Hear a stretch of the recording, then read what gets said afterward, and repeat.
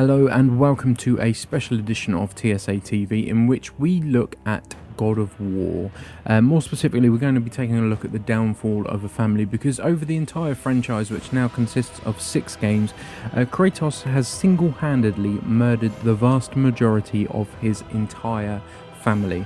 So we're going to take a fly through his family tree. We're going to find out who he's met, who he's killed, and find out if anyone has survived. There should be a warning popping up on your screen very soon, because there it is. The following video contains major spoilers for the entire God of War franchise, including Ascension, because it does. So if you're currently playing God of War, or you want to play God of War and you want to keep it as fresh as possible, the chances are you might want to skip this video. If you've played already or you're not particularly bothered about spoilers, then please carry on watching. So we're going to start off with the family tree with Zeus. The king of the gods, god of lightning, etc, etc. Without Zeus, none of this would have been possible, because Zeus is Kratos' father. He's the main antagonist in God of War 2 and God of War 3, and it's in God of War 3 that Kratos finally gets his hands on him in an epic 3-part battle, boss battle, which was a highlight of the series. We can see there that his favourite colour is fuchsia, which is good to know for future reference. Okay, so we're going to move on to Theseus. Theseus is Poseidon's son, therefore Kratos' cousin, and he's the protector of the steeds of time. Kratos killed him in God of War 2 by slamming his head in between the door. And there is Poseidon, Theseus' dad, Zeus' brother, and therefore Kratos' uncle. He was freed from the belly of his father and then given rule of the seas, and he appears in God of War 3 when Kratos puts his thumbs through his eye sockets, basically, and we can see that he's afraid of buttons, which would probably explain his attire for most of the time. So we move now on to Pollux and Castor. Technically, Pollux is the only one here that's actually related to Kratos, because Pollux is the son of Zeus. Castor is not. Let's not get into the logistics of that, because they are conjoined twins. It's just a messed up family. We meet them in Ascension, and Kratos rips Pollux from Castor's body and then basically stamps on him in a lovely scene. Next up we have Perseus. Perseus is another bastard son of Zeus, therefore he is half-brother to Kratos. He was in God of War 2. He thought the Sisters of Fate had sent Kratos as a test, but of course he hadn't. Kratos then stabbed him, drowned him, and impaled him. Which, you know, you're tempted to do to most of your families when you get together. Next we have Persephone. Persephone is actually Kratos' half-sister, but through marriage to Hades, she's also his auntie, which is sweet. She's the main antagonist in Chains of Olympus, and she is eventually bested and killed as the big boss battle there. And her backless dress made by Versace was 3 million red orbs, which must have been difficult, as most people can only carry 999,999. Orcos is Kratos' nephew, as he is the offspring of Ares and Alecto. He's a good guy in Ascension. He aids and helps Kratos through most of it, but still he's stabbed to death by Kratos. But, you know, let's be fair to Kratos. Orcos does request the death, so it wasn't a needless act. Aphrodite up next. She is the daughter of Uranus, and therefore she is actually Zeus's aunt. However, marriage to Hephaestus now makes her Kratos' sister-in-law. She appears in God of War 3. She has had intimate encounters with Kratos and Ares, despite being their aunt, and she is still alive as far as we can tell. So she gives you an idea of just how messed up this family tree can get.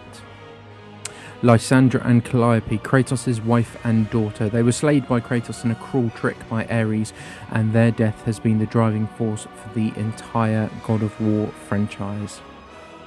So we move on to the 3 judges, King Minos, Acus and Rhadamanthus. They're Zeus's children, so they are Kratos' half-brothers, and they're tasked with judging the souls of the dead. They held the chain of balance in God of War 3, and Kratos needed to use that chain, so he smashed those 3 into oblivion. You know, needs must. Kratos is an efficient man, and Now we move on to Hermes, who is another son of Zeus, therefore another half-brother of Kratos.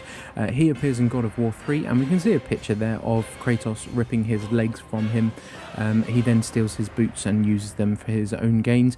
This point in the game, for those who have played it, would probably agree, was most satisfying because he is an annoying little... now we've got Hercules. Hercules is the son of Zeus, so he is the half-brother to Kratos.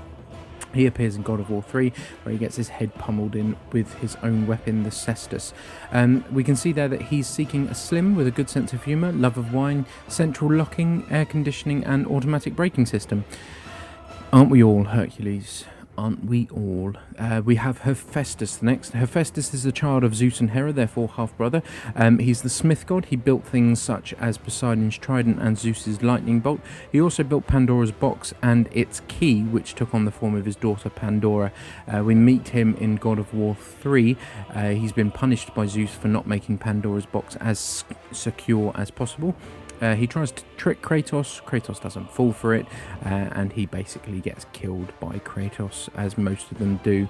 And then we come to Aegean the Hecatoncheires. There he is, brilliant name. He's the son of Gaia, which makes him Kratos' great uncle. We see him in Ascension. He's been imprisoned by the Furies for breaking a blood oath with Zeus, and he comes to life after being sort of impregnated by some parasites, and basically Kratos kills him again in the peaceful way that Kratos does. Hera, Kratos' stepmother, she despises Zeus for his adultery. She despised Kratos for what he's done to their family. She's drunk most of the time. And in God of War 3, she antagonises Kratos to the point where he snaps her neck.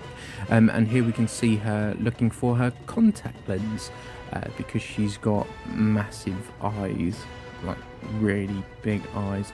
Uncle Hades, he's the brother of Zeus and Poseidon. He's the god of the underworld. His treatment of Persephone is what caused her to go postal in Chains of Olympus, but we meet Hades himself in God of War 3, where Kratos basically slices him to pieces with chunks of flesh ripping off, and you get his weapons, which can take the souls out of people. Gaia, silly Gaia. Gaia is Kratos' great-grandmother. She's helpful in 1 and 2. She narrates and guides him to victory in most cases, but her decision in God of War 3 to trick Kratos was her biggest mistake, and Kratos stabbed her through the heart with the blade of Olympus. Can't blame him, really. She deserved it. Brother Deimos, don't worry, he's not religious. Kratos thought Deimos dead after being taken by Ares, who had mistaken him as the marked warrior who had been prophesied to bring down Zeus and Olympus. When Kratos encounters Deimos in Ghost of Sparta, at first he's angry because he thought Kratos had abandoned him, but they soon join forces and fight Thanatos. Thanatos kills Deimos, which means that Deimos is one of only 2 that Kratos doesn't kill. Kronos is his grandfather.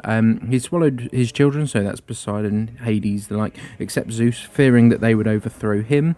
They did overthrow him when they got older in the Great War, and he was banished to the desert wearing Pandora's temple, and then later to Tartarus, where we see him in God of War 3, and he is disemboweled and stabbed in the head by Kratos.